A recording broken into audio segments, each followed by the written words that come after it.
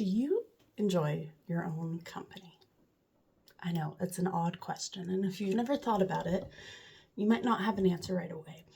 But I'm going to share my experience with learning to enjoy my own company and why it was honestly one of the best decisions of my life. I used to have some friends who were not the greatest, and every time I left an interaction or felt left out from an interaction, I felt worse than before I had even gone into it. And that is not a fun place to be. And for me, a lot of it was not wanting to be by myself. Even when I was by myself, I would constantly be distracting my brain so I couldn't sit with my own thoughts. I would aimlessly scroll on social media. I would read books at double speed while playing games, and not double speed as in listen to audiobooks. That's what that meant. And I would not give myself time to be alone with myself because I didn't enjoy my company. I didn't value myself in the ways that I needed. I wasn't showing up for myself in a way that made me feel good. A lot of my thoughts were negative and spiraling. Mind you, this was also a time when my mental health wasn't great. To be fair, it wasn't great through most of my childhood up until my, mid-late 20s. It's now finally stabilizing for the most part. We all still have those ups and downs. But a big part of that was accepting that I am awesome. For myself, I am awesome. I am like my best friend. And I had to learn to enjoy being by myself. And that for me meant taking the time to sit unconnected to anything and just be with my thoughts. I would take myself on little lunch dates or dinner dates. I had a Thai restaurant I used to love going to, and they had this great lunch special, and it was just this giant plate of food, and it was 2 meals worth, and I would go and sit in the restaurant and eat by myself, and that was really uncomfortable at the beginning. But by doing all these little things, by spending the time with myself, by getting to know myself, by understanding the parts of myself I was avoiding and meeting them not with anxiety or frustration or, indifference or dislike, because honestly, there were times in my life I did not like myself. When I started doing this, I learned to value myself. I learned to value what I brought to the table and who I was, and in relying on myself to fulfill those needs. It made it so that I did not rely on external validation from people who did not value me. There were a lot of friendships that over the last 5 years we've drifted apart, or I full on ended them.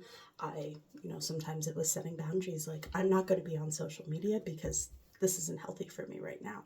And if you want to reach out, I would love to text, I would love to chat, maybe grab a coffee in person or something, but I need to take a break from the internet. And for a lot of people, that was just, it wasn't okay. If I wasn't replying on Facebook, then what was the point in even replying? If I wasn't active in the group chats, why even bother? And it was really discouraging, especially when I was in a time where I wasn't feeling great. But in enjoying my own company and figuring out who I was and what I actually liked, this was also a time in my life where I was actually consistently meditating, like the full sit on the floor, cross your legs, palms up, and just I struggle to meditate like that now, but that's a whole different story. And I took the time to get to know myself and value myself, and it gave me an understanding that I don't want to leave space for people who do not value me. I don't want to be in relationships or friendships where I felt like I was being used, or I felt like people didn't care. And instead of continuously pursuing those friendships or relationships that continued to make me feel like crap, I went inward instead. You know, like the Hermit card from Tarot, I took the time to be with myself. And as a lot of these friendships and relationships ended, drifted off, it made space. It made space for the people who have come into my life now, who actually do value me, who actually do appreciate me and what I bring to the table. The people who match my crazy, exuberant, fun energy and, you know, give what we get. Like, it's not like I have transactional relationships anymore, but the playing field is a lot more even. You know, when I need those times, because I'm learning I do need them quite frequently, to withdraw into myself, sometimes for a few days, sometimes for a few weeks, where I just don't have the capacity to talk. I know those friendships that I have now, they'll be waiting for me on the other end. They won't berate me or, you know, talk behind my back in a negative way. They will be there waiting, and they get that in return because, like, we appreciate each other and we understand each other.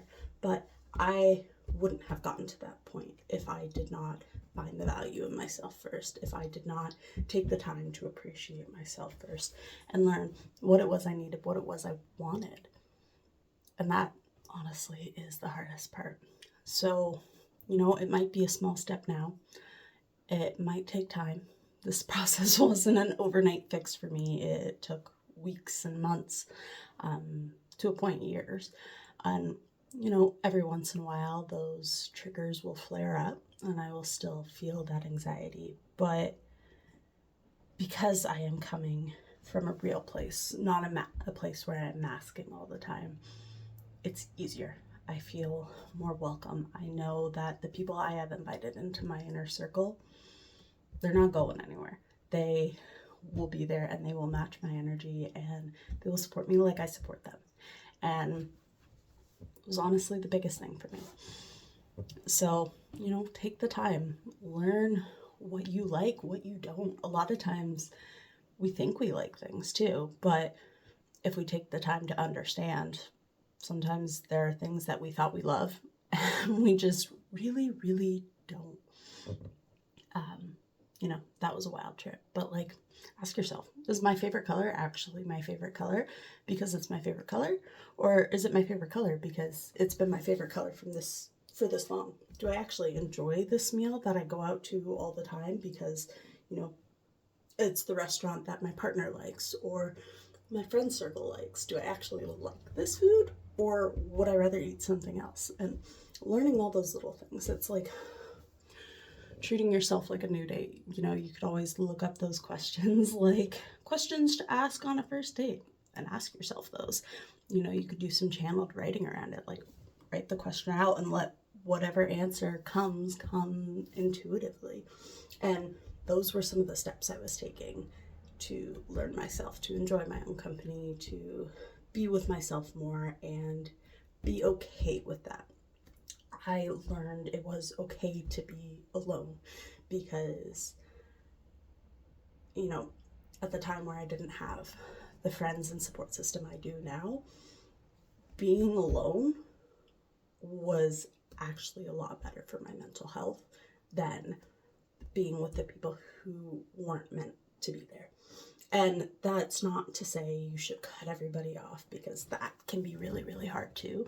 But more to say, listen to your inner guidance, listen to your inner compass, see who really belongs and who doesn't actually want to be there. Mel Robbins has this book that she came out with, the Let Them Theory, I think is what it's called. And, you know, it's kind of that sort of approach. If somebody doesn't want to reply to me, I'll let them. I'm not going to force them to hang out with me or reply or be there if they really don't want to. You know what I mean? So, you know, when I stopped being the one to reach out all the time. Because sometimes there were friendships like that, or relationships like that, where I was pretty much the only one initiating things. If I stopped initiating, what happened? Did they reach out, or did they just completely drop off the face of the earth? That one was hard. That one took a lot of undoing anxious thoughts in order to pursue, but I don't want to force anyone to be in my life if they don't want to. And when I value myself more than I value unauthentic friendships, it made a difference. So I hope sharing this helped a little, gave you a little insight. Yeah, we'll leave it there.